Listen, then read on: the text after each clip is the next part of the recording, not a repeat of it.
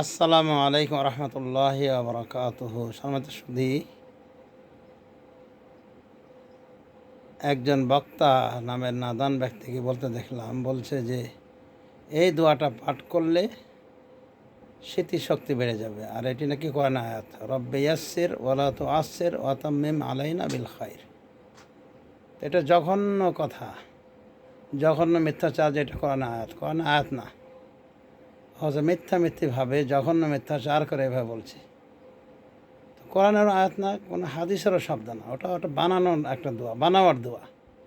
অথচ দেশের মানুষ কত মূর্খ, পাবলিক নামের ওই কিছু নাদান আমিন আমিন সুবহানাল্লাহ কত নম্বর সূরা কত নম্বর আয়াত বলেই যাচ্ছে।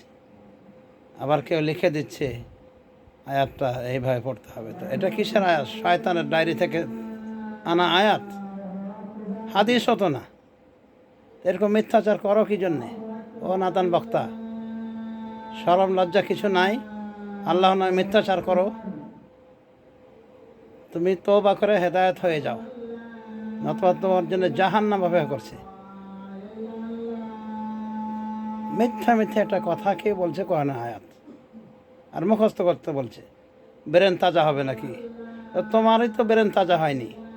মিথ্যা কথা কে বলছে কোরআন আয়াত? তোমার ব্রেন কেন এত ভোতা?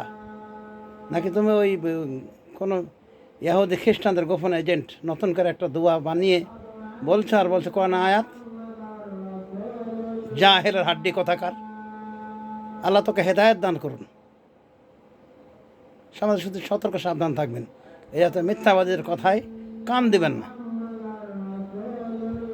জাযাকুমুল্লাহু খায়রান।